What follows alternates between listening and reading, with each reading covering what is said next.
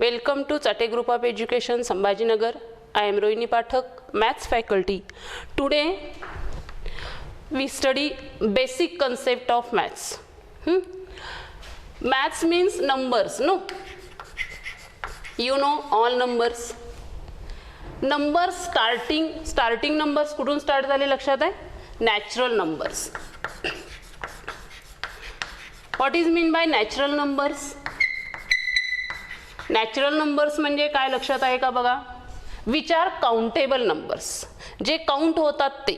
आता for example 1 2 3 असे जर मी लिहिले, स्टार्ट कुठून होणार आहेत? 1 पासूनच. हे सगळे नॅचरल नंबर्स आहेत. आता याच्यानंतर मात्र काय झालं बघा, ह्या 1 2 3 मध्ये 0 नसतात, म्हणजे 1 आहे माझ्याजवळ, 1 नंबर 2 नंबर 3 ऑब्जेक्ट्स 4 ऑब्जेक्ट्स आहेत, काहीच नाही माझ्याजवळ, म्हणजे काय तर 0 हा नंबर यात नाही. मग 0 ॲड केल्यानंतर दुसरा सेट तयार झाला, होल नंबर्स. त्यामुळे होल नंबर्स कुठून स्टार्ट होतात बघा? 0 1 2 3 continue up to infinity. Okay.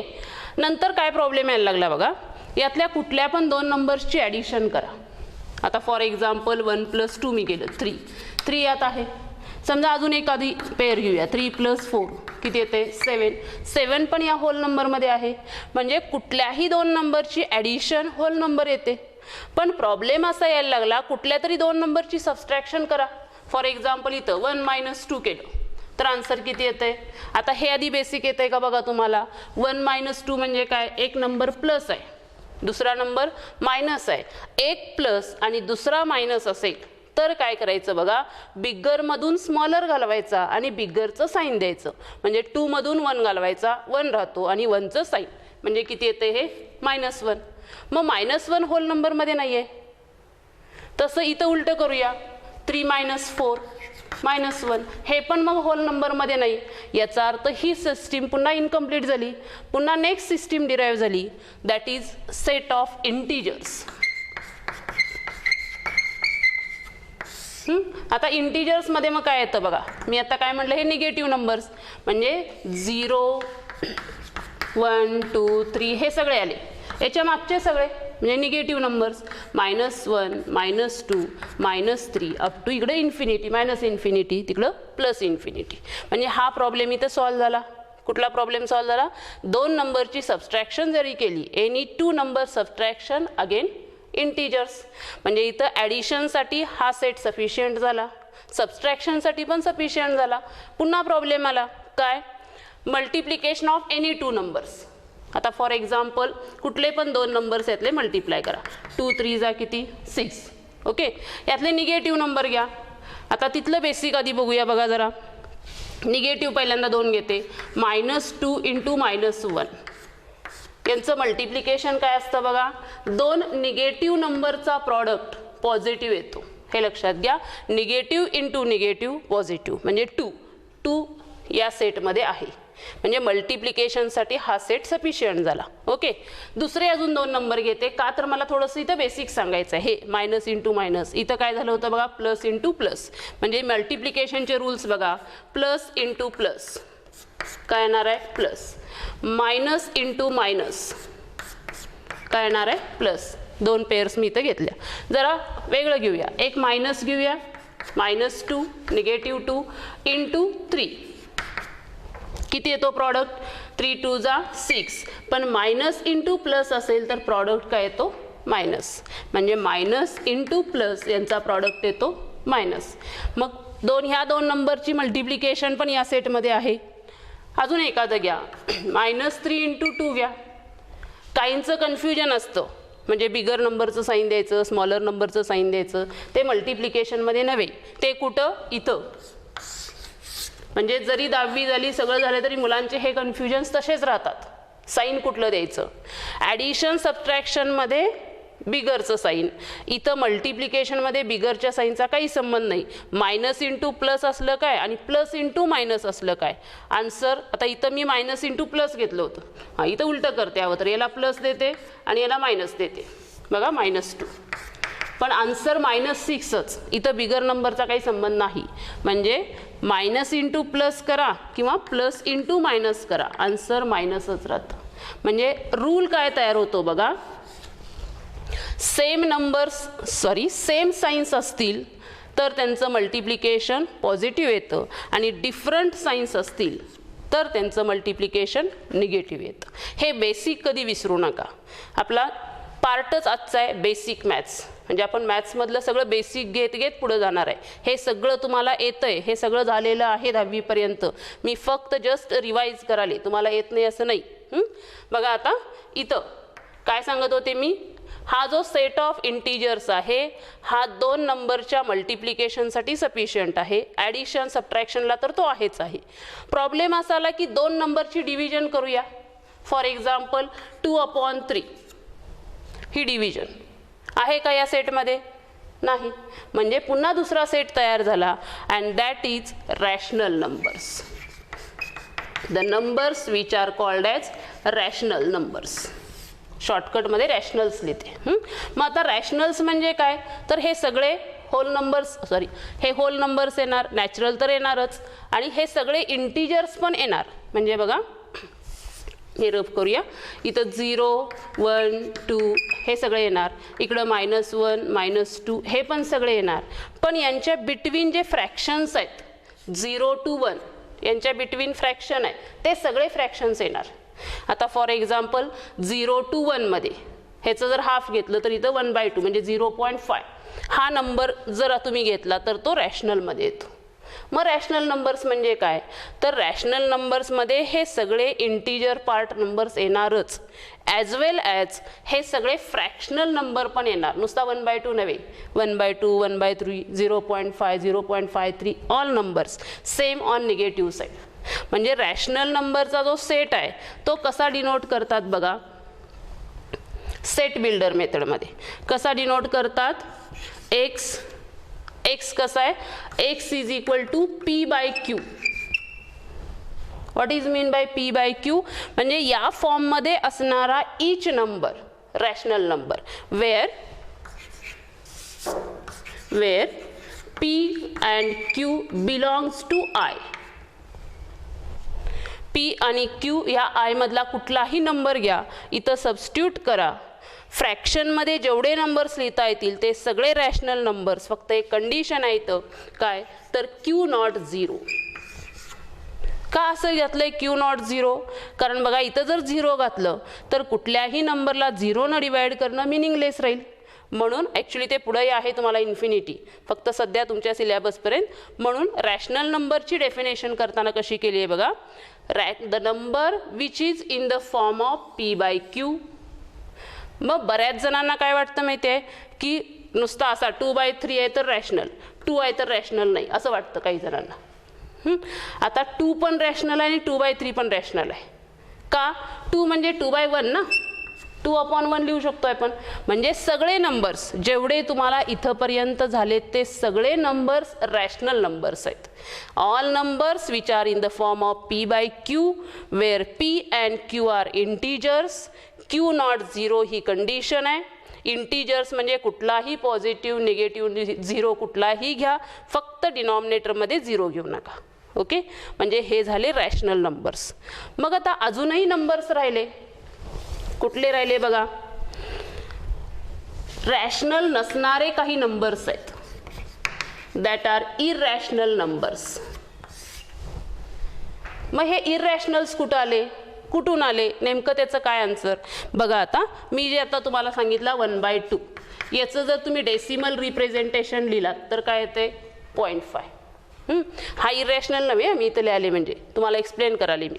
समजा अजून एखादा घेते 1/3 याचं डेसिमल रिप्रेझेंटेशन जर लिहिलं तर किती येईल बघा, 0 पॉईंट, इथं 0 घ्या, 3 असं येत राहील ना, एंड होणारच नाही, 0.333 येत राहील. म्हणजे इथं आणि इथं काय फरक आहे बघा. हे जे डेसिमल रिप्रेझेंटेशन कसं झालं, टर्मिनेटिंग म्हणजे स्टॉप झालं ना. इथं हे टर्मिनेटच होत नाही आहे, 3 अप टू इन्फिनिटी येते. हे नॉन टर्मिनेटिंग झालं, नॉन टर्मिनेटिंग. नॉन टर्मिनेटिंग जरी झालं असलं तरी काहीतरी एक नंबर किंवा ग्रुप तोच येणार आहे बघा. याला म्हणायचं non terminating and repeating. Non terminating आणि रिपीटिंग. ओके, म्हणजे अजून कुठलाही घ्या. आता 22/7 बद्दल बऱ्याच जणांचं कन्फ्युजन असतं. 22/7 म्हणजे इथं तुम्ही जर हा कंप्लीट केला तर 1.4 पुढं इथं 7 डिजिट्स येतात. ते सगळे नंबर्स जे आहेत तो ग्रुपच इथं पुन्हा रिपीट होतो. हे लक्षात घ्या. आता काय प्रॉब्लेम आहे, काहींचा पायची व्हॅल्यू असते 22/7. मग पायला इरॅशनल म्हणलंय आणि ह्याला रॅशनल. हा रॅशनल आहे. ह्या दोन्हीमध्ये बरेच जण कन्फ्युजन करतात. 22/7 हा इरॅशनल नंबर नाही आहे, हा रॅशनलच आहे. 22ला तुम्ही 7ने डिवाइड करा, येतंय सगळ्यांना डिव्हिजन. हे तुम्ही आन्सर कंप्लीट करा सगळं. 22ला 7ने डिवाइड करून बघा, आन्सर तुमचं काहीतरी येईल. तो जो ग्रुप आहे तो पुन्हा येत राहील. म्हणजे तो कुठल्या कॅटेगरीत बसतोय, non terminating and repeating. Terminate होणार नाही आहे, कंटिन्यू राहील, पण तो ग्रुप रिपीट होत राहणार आहे तुमचा. हे लक्षात घ्या. हे जे मी आत्ता बोर्डवर सगळे लिहिलेत, हे पाय जरा नंतर सांगते, हे सगळे रॅशनल नंबर्स आहेत. हेडिंग मी जरी इरॅशनल लिहिलं असलं तरी हे इरॅशनल म्हणजे काय हे एक्सप्लेन करायसाठी मी रॅशनल्स म्हणले. ह्याला हेडिंगच बदलूया, डेसिमल रिप्रेझेंटेशन ऑफ रॅशनल्स. नाहीतर तुमचं कन्फ्युजन व्हायचं, कारण मी इरॅशनल मला सांगायचा होता, पण तो इरॅशनल सांगण्यासाठी हे काही एक्झाम्पल्स मी सांगितलेत. Now come to the what is mean by irrational. आता हे सगळे मी रॅशनल सांगितलेत. मग इरॅशनल कुठले नंबर्स. समजा तुम्ही आता 2चं रूट काढायला घेतलं तर परफेक्ट आन्सर मिळतं का, नाही मिळत. तुम्ही जरी डिव्हिजन मेथडनी 2 इथं असं जर डिव्हिजन मेथडनी, लॉंग डिव्हिजन मेथडनी 2चं रूट जर काढायला घेतलात तर 1 पॉईंट, म्हणजे इथं हे कंटिन्यू जर केलात 2चं रूट तुम्हाला 1.41 असं पुढं कंटिन्यू होतं आहे. पण इथं कुठलाही ग्रुप, कुठलाही नंबर रिपीट होत नाही. इथं बघा, किती जरी झालं, नॉन टर्मिनेटिंग झालं तरी काहीतरी रिपीट होतं, ते रॅशनल नंबर्स. पण इथं तुम्ही स्क्वेअर रूट काढायला घेतल्यानंतर म्हणजे ते थांबत तर नाहीच, म्हणजे नॉन टर्मिनेटिंग तर आहेच, पण असा कुठलाच नंबर पुन्हा रिपीट होत नाही. √3 काढायला घेतलात तर त्याचं पण आन्सर इथं 1.732 असं पुढं राहतंय, पण कुठला ग्रुप, कुठला नंबर रिपीट होत नाही. अजून एखादं एक्झाम्पल बघा. आता हा नंबर मी एक लिहिते बोर्डवर, 1.01 001 0001. आता इथं 3 झिरो झाले, 401 501 601 असा नंबर असू शकेल की. मग हा नंबर कशात बसवायचा, हा नॉन टर्मिनेटिंग झाला. कुठला ग्रुप रिपीट होतोय का, नाही होत. Such numbers are called as irrational numbers. Irrational numbers बघा, इरॅशनल म्हणजे कसे म्हणता येतील, मग त्यांचं डेसिमल रिप्रेझेंटेशन इरॅशनलचं कसं व्हायला पाहिजे, नॉन टर्मिनेटिंग आणि नॉन रिपीटिंग. इरॅशनल नंबर्सचं डेसिमल रिप्रेझेंटेशन काय व्हायला पाहिजे, नॉन टर्मिनेटिंग आणि नॉन रिपीटिंग. हा मेन पॉईंट लक्षात ठेवा. आणि हे जे सगळे मी आत्ता बोर्डवर नंबर्स लिहिलेले आहेत ते सगळे नंबर, सगळ्याचा मिळून एक सेट आहे, तो म्हणजे सेट ऑफ रिअल नंबर्स. 10वी पर्यंत जेवढे तुम्हाला नंबर्स माहीत होते ते सगळे नंबर्स म्हणजे रिअल नंबर्स. लक्षात आले का बघा. ॲक्च्युली आपण अजून 10वीतच आहोत. ह्याच्या पुढचा एक पॉईंट मला सांगायचा आहे, तेवढा आधी सांगते बघा. मग याच्यापेक्षा अजून वेगळे नंबर्स आहेत का, आहेत. हे आत्ता मी जेवढे बोर्डवर सांगितले, natural numbers, whole numbers, integers, rationals आणि जे रॅशनल नाहीत ते इरॅशनल. इरॅशनल आणि रॅशनल याचा फरक सांगताना मी काय केलं, हे थोडे एक्झाम्पल्स घेतले डेसिमल रिप्रेझेंटेशनचे. हे इरॅशनल्स सगळे मिळून, रॅशनल आणि इरॅशनल, रिअलचं मेन कॉम्बिनेशन आहे रॅशनल प्लस इरॅशनल मिळून सेट ऑफ रियल नंबर्स. आणि मग या रॅशनलमध्ये हे सगळे नंबर्स तुमचे नॅचरल, होल, इंटिजर्स हे सगळे रॅशनलमध्ये येतात आणि which are not rational are called as irrational. मग अजून कुठले नंबर राहिले का? कुठले राहिले बघा. एक एक्झाम्पल इथंच घेते. Root of -3. बघा क्वाड्रॅटिक इक्वेशनमध्ये तुम्ही असं आलं की काय लिहित होता, आपलं हे डिस्क्रिमिनंट b² - 4ac 10वीत तुम्ही काढताना रूटमध्ये निगेटिव्ह आलं की नॉट रिअल रूट्स असं म्हणत होता. म्हणजे याचा अर्थ हा नंबर रिअल नाही, नॉट रिअल असं म्हणत होता ना. मग नॉट रिअल नाही म्हणजे काहीतरी असणार आणि मग तो नंबर होतो इमॅजिनरी. आणि ते नंबर्स आणि हे सगळे मिळून सेट ऑफ कॉम्प्लेक्स नंबर तयार होतो की जो तुम्हाला 11वीतला टॉपिक आहे कॉम्प्लेक्स नंबर. 10वीपर्यंत माहीत असलेले सगळे नंबर्स म्हणजे रिअल नंबर्स, पण रूटमध्ये निगेटिव्ह साईन हे तुम्हाला 10वीपर्यंत नाही, त्याला तुम्ही नॉट रिअल म्हणता. म्हणजे रूट ऑफ -1ला आय कन्सिडर करतात. पुढं 11वीत गेल्यानंतर आय म्हणजे हा इमॅजिनरी नंबर आहे आणि मग तुम्ही हा रूट ऑफ -3ची व्हॅल्यू लिहू शकताय.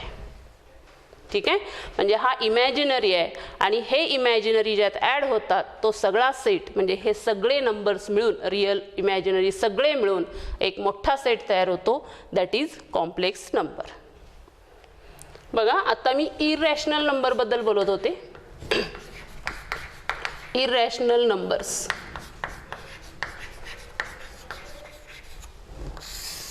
आता या इररॅशनल नंबर्समध्ये मी काय सांगितलं तुम्हाला, विच आर नॉट रॅशनल्स. आता विच आर नॉट रॅशनल्स म्हणजे for example √3, √2, √5 such examples are irrational numbers असं मी म्हटलं. त्यात एक एक्झाम्पल मी सांगितलं बघा, पाय इज ॲन इररॅशनल नंबर. हा इररॅशनल नंबर आहे. कन्फ्युजन मुलांचं कुठं होतं बघा, पाय इररॅशनल नंबर आहे. मग आता काहींना प्रश्न काय पडतो, पाय इज इक्वल टू 22/7 आहे. मग याचा अर्थ 22/7 इररॅशनल आहे का? नाही, 22/7 इररॅशनल नव्हे. का नव्हे तर 22/7 म्हणजे p/q फॉर्ममध्ये झाला ना. मग p/q फॉर्ममध्ये असणारा each and every number rational आत्ताच मी सांगितलं तुम्हाला. म्हणजे हा 22/7 काय झाला रॅशनल. मग पाय इररॅशनल का? तर पाय म्हणजे 22/7 असं मिनिंग नाही आहे. पायची कॅल्क्युलेशनसाठीची व्हॅल्यू आहे 22/7. हे आधी लक्षात घ्या. First see what is mean bye पाय. पायची व्हॅल्यू काय, तर पायची व्हॅल्यू कॅल्क्युलेशनची ही आहे. ॲक्च्युली पायची कन्सेप्ट आहे, pi is the ratio of circumference upon diameter. Pi means ratio of circumference upon diameter. आणि म्हणजे याचा अर्थ काय, तर असे नंबर ऑफ सर्कल्स घेतले आणि त्यांचे circumference diameter, circumference diameter, circumference diameter असे नोट डाऊन करून जर तुम्ही रेशोज घेतले तर ते रेशोज नियर अबाउट 22/7च्या आसपास किंवा 3.1415 अशा पद्धतीनं तो येतो. हा जो डेसिमल आहे आत्तापर्यंत 2 lakhs डेसिमलपर्यंत कॅल्क्युलेट झाला आहे, पण तरीसुद्धा तो पुन्हा रिपीट झालेला नाही आहे. म्हणजे same group same number repeat झाला नाही. मी इररॅशनल नंबरबद्दल काय सांगितलं होतं बघा, नॉन टर्मिनेटिंग म्हणजे टर्मिनेट होत नाही, थांबत नाही. Non terminating and non repeating किंवा नॉन रिकरिंग असं मी बोलले होते. म्हणजे हा नंबर पायची व्हॅल्यू म्हणजेच हा रेशो सर्कम्फरन्स बाय डायमीटर, हा रेशो आत्तापर्यंत 2 lakh डेसिमलच्या वर कॅल्क्युलेट झाला आहे, पण तो कुठंच रिपीट झाला नाही आहे आणि त्यामुळं तो इररॅशनल आहे. नॉन टर्मिनेटिंग तर आहेच, एंड नाही म्हणजे नॉन टर्मिनेटिंग आणि नॉन रिपीटिंग. पण याचा अर्थ 22/7 इररॅशनल होत नाही. 22ला जर तुम्ही 7ने डिवाइड केलात तर इथं 3 पॉईंट हे कुठंतरी ग्रुप तुमचा पुन्हा पुन्हा रिपीट होतो. हा रॅशनल झाला, पाय मात्र इररॅशनल आहे. हे मात्र कन्फ्युजन करून घेऊ नका. ओके, आपण 10th पर्यंत तुम्हाला काय झालंय आणि ते 10th मधलं पुन्हा 11thशी कसं लिंक होणार आहे त्याच्याशी बोलतोय सध्या. बघा 10th पर्यंत तुम्हाला जेवढे नंबर्स झालेत आत्ताच मी सांगितलं ते सगळे नंबर्स म्हणजे कुठले, set of real numbers. Real सोडून आणि काही नंबर्स आहेत, तेही मी आत्ताच तुम्हाला सांगितलं. ते नंबर्स आणि हे सगळे रिअल नंबर्स सगळा मिळून एक सेट तयार होतो पुन्हा, तो म्हणजे कॉम्प्लेक्स नंबर. हा तुमचा 11वीचा टॉपिक आहे. ओके, म्हणजे 10वीचं रिवाईज करून मी तिथं 11वीत येऊन थांबवलंय. अजून 10वीत तुम्ही काय काय बघितलंय बघा. पहिला टॉपिक तुमचा होता 10वीतला लिनियर इक्वेशन्स इन 2 व्हेरिएबल्स. मी हा टॉपिक नाही रिवाईज करत, तर त्यातल्या कन्सेप्ट फक्त सांगते. का तर ह्या पुन्हा 11वीत येतात. यातलं काय 11वीत लागतं तेवढं सांगते. बघा, हा आपला 10वीतला फर्स्ट टॉपिक होता, लिनियर इक्वेशन्स इन 2 व्हेरिएबल्स. सगळ्यात पहिल्यांदा लिनियर म्हणजे काय तर डिग्री 1. डिग्री म्हणजे काय तर हायेस्ट इंडेक्स. हायेस्ट इंडेक्स त्याला काय म्हणायचं डिग्री, आणि ज्याची डिग्री 1 असते असं इक्वेशन म्हणजे काय लिनियर इक्वेशन. याच्यामध्ये एक वर्ड आहे बघा, लाईन. जर तुम्ही लिनियर इक्वेशनचे ग्राफ काढलात तरी ती एक लाईन येते, म्हणून त्याला लिनियर असं नेमिंग आहे. आता या चॅप्टरमधलं तुम्हाला काय लागणार आहे 11वीत, खरं तर 12वीत पण लागणार आहे. या चॅप्टरमधलं काय लागणार आहे बघा, 2 लिनियर इक्वेशन्स जर असतील a1x b1y, तुम्ही इज इक्वल टू c1 लिहा किंवा plus c1 is equal to 0 म्हणा. कसंही लिहा, a2x plus b2y is equal to c2.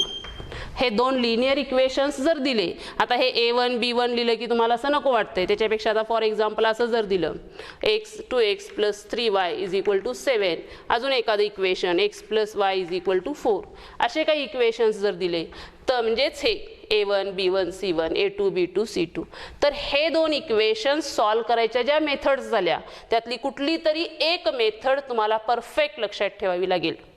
शक्यतो बऱ्याच जणांना क्रॅमर्स रूल आवडते, तुम्ही क्रॅमर्स रूल लक्षात ठेवा. पण कोइफिशियंट सेम करण्याची मेथड सगळ्यांना यायला पाहिजे. म्हणजे कुठली बघा, इथं एक्सचा कोइफिशियंट सेम नाही आहे, वायचा पण सेम नाही आहे, कुठल्या तरी एका व्हेरिएबलचे कोइफिशियंट सेम करा आणि मग त्या 2 इक्वेशनची ॲडिशन सबट्रॅक्शन करायची. आता फॉर एक्झाम्पल इथं जर मी एक्सचे कोइफिशियंट सेम करायचं ठरवलं तर या सेकंड इक्वेशनला कशाने मल्टिप्लाय करावं लागतं 2नी. मग इथं 2नी मल्टिप्लाय करा, इथं पण काय होईल मग 2y, आणि इथं 4ला मल्टिप्लाय केल्यानंतर काय येईल 8. आता तुमचे कोइफिशियंट सेम झाले. कोइफिशियंट सेम झाल्यानंतर साइन्स पण सेम आहेत का बघा. साइन्स पण सेम असतील तर सबट्रॅक्शन करा, आणि साइन्स अपोजिट असतील तर ॲडिशन करायची. एक मेथड तुम्हाला कुठली तरी लक्षात ठेवावी लागेल. क्रॅमर्स रूल जमत असेल तर क्रॅमर्स रूल करा. पुढं तुम्हाला 11वीत तर 3/3चा आहे, 10वीत तुम्ही डिटर्मिनंट 2/2चा बघितला आहे, पण 11वीत 3/3चा पण डिटर्मिनंट आहे. म्हणजे याच्याच पुढं 11वी कंटिन्यू होते, हे लक्षात घ्या. लिनियर इक्वेशन सॉल्व करायची एक तरी मेथड तुम्हाला यायला पाहिजे, कारण 11वीतल्या स्ट्रेट लाईन चॅप्टरमध्ये 2 इक्वेशन्स तुम्हाला सोडवायचे आहेत, हे लक्षात घ्या. म्हणजे या चॅप्टरमधले 2 लिनियर इक्वेशन्स सॉल्व करणे, मग ते कुठल्याही मेथडनी चालतील. ग्राफिकली सहसा कोणी करत नाही ग्राफ काढून, मग ग्राफिकली मात्र 12वीला आहे तुम्हाला LPPमध्ये. त्यामुळं सध्या कुठलीही मेथड वापरून 2 इक्वेशन्स तुम्हाला सॉल्व करता यायला पाहिजे. ठीक आहे, हे लिनियर इक्वेशनमधलं लागणार आहे. दुसरा टॉपिक आपला होता क्वाड्रॅटिक इक्वेशन्स. Quadratic equations. आता यातलं क्वाड्रॅटिक इक्वेशन्स मधलं बघा, बेसिक तर ठरलेलंच आहे आपलं, कुठलं इतका प्रॉडक्ट इतकी सम. लक्षात आहे का बघा. क्वाड्रॅटिक इक्वेशनमध्ये फॅक्टरायझेशन मेथड जी आहे, या फॅक्टरायझेशन मेथडमध्ये लास्ट टर्म इतका प्रॉडक्ट, एक एक्झाम्पल घेते, लास्ट टर्म इतका प्रॉडक्ट आणि मिडल टर्म इतकी सम, असे 2 नंबर्स आपल्याला शोधायचे असतात. आणि त्यावेळेला लास्ट टर्म जर तुम्हाला पॉझिटिव्ह असेल तर जे नंबर्स तुम्ही सिलेक्ट करता त्यांना सेम साइन्स द्यावे लागतात, आणि लास्ट नंबर जर तुमचा निगेटिव्ह असेल तर जे नंबर्स तुम्ही सिलेक्ट करता त्यांना अपोजिट साइन्स द्यावे लागतात, प्लस ऑर मायनस. बघा मी काय सांगितलं, क्वाड्रॅटिक इक्वेशनमध्ये फॅक्टरायझेशन मेथडनी जर सॉल्व करायचं असेल तर लास्ट टर्म इतका प्रॉडक्ट, मी तर कोइफिशियंट 1 घेतला आहे सध्या, 1 कोइफिशियंट नसेल तर पुन्हा हे मल्टिप्लिकेशन करावं लागतं. सध्या आपण कोइफिशियंट 1शी बोलतोय. Last term product, middle term sum असं असेल तर मला फक्त हे साईन सांगायचे होते, बाकी नाही आहेत काय. प्लस म्हणजे लास्ट टर्म प्लस असेल तर same signs which depends on middle term, middle plus असेल तर प्लस प्लस, मिडल मायनस असेल तर मायनस मायनस. इथं लास्ट साईन तुमचं निगेटिव्ह असेल, निगेटिव्ह लास्ट साईन असेल तर साईन्स देताना प्लस मायनस. मग ते कसे द्यायचे असतात तर मिडल टर्मचं साईन कुणाला द्यायचं असतं, बिगर नंबरला. ही फॅक्टरायझेशन मेथड अगदी तुम्हाला 7वी 8वी 9वी 10वीत झालेली आहे, त्यामुळे जास्त रिवाईज इथं करत नाही. इथं कोइफिशियंट असेल तर मग एवढा प्रॉडक्ट वगैरे वगैरे. आता यातली फॉर्म्युला मेथड, फॉर्म्युला मेथड लक्षात आहे का बघा, या क्वाड्रॅटिक इक्वेशनमधली. डायरेक्ट आता इथं मी फॉर्म्युला लिहिते, कारण तो फॉर्म्युला मेथडचा जो फॉर्म्युला आहे तो मात्र बऱ्याचदा लागतो इथं आपल्याला 11 12वीत. बघा काय फॉर्म्युला आहे, x is equal to minus b plus minus b square minus 4ac divided by 2a. हा फॉर्म्युला मात्र पाठ पाहिजे. या फॉर्म्युल्यामध्ये ABCच्या व्हॅल्यूज घालायच्या आणि आन्सर काढायचं. त्यात काय काय लक्षात आहे का बघा तुमच्या, नेचर ऑफ रूट्स काय लक्षात आहे तुमच्या, नेचर ऑफ रूट्समध्ये हा जो आहे तुमचा बी स्क्वेअर मायनस 4ac याला काय म्हणत होतो आपण, डिस्क्रिमिनंट. याला काय म्हणत होतो आपण, डिस्क्रिमिनंट. हा डिस्क्रिमिनंट जर 0 असेल तर या इक्वेशनचे जे 2 आन्सर्स येत होते ते इक्वल येत होते. काय इक्वल येत होते तर प्लस आणि मायनस 0, 0ला प्लस मायनस असतच नाही, त्यामुळे 2 आन्सर्स इक्वल येत होते. हा डिस्क्रिमिनंट जर ग्रेटर दॅन 0 असेल म्हणजे काहीतरी नंबर असेल तर 2 वेगवेगळे आन्सर असत होते. मी तर शॉर्टकटमध्ये आता नेचर ऑफ रूट्स रिवाइज करते बघा. काय काय लक्षात आहे का बघा, if B square minus 4ac त्याला डी म्हणूया, 0 असेल तर काय होत होतं आपलं, 2 equal roots. D greater than 0 म्हणजे 0 पेक्षा काहीतरी मोठा नंबर असेल तर रूट्स कसे येत होते, 2 अनइक्वल रूट्स. आणि शेवटचा ऑप्शन होता तो जो डिटर्मिनंट आहे तो लेस दॅन 0 असेल तर रूट्सच काय नव्हते, रियल नव्हते, नो रियल रूट्स. असे आपण नेचर ऑफ रूट्स पाठ केला होता तुम्ही, बरोबर आहे.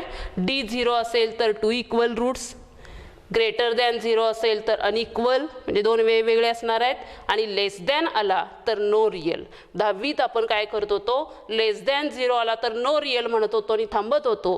पण 11वीत हा लेस दॅन जरी 0 आला तरी तुम्हाला त्याचं आन्सर काढावं लागणार आहे. नो रियल म्हणून चालणार नाही, कारण रियलच्या पुढचा कॉम्प्लेक्स नंबर स्टार्ट होतो. इथं सुद्धा तुम्हाला मग रूट्स काढावी लागतात. हा 10वी आणि 11वीतला फरक आहे. म्हणजे 10वीत तुम्ही क्वाड्रॅटिक इक्वेशन फॉर्म्युला तोच राहील, फॉर्म्युला बदलणार नाही. लिनियर इक्वेशनमधल्या मेथड्स त्याच राहतील, त्या बदलणार नाहीत. फॉर्म्युल्यामधलं हेही सगळं सेम राहील, फक्त नो रियल म्हणून आपण आन्सर लिहित नव्हतो, ते आन्सर पुढे तुम्हाला कंटिन्यू करावं लागेल कॉम्प्लेक्स नंबर टॉपिकमध्ये. ठीक आहे.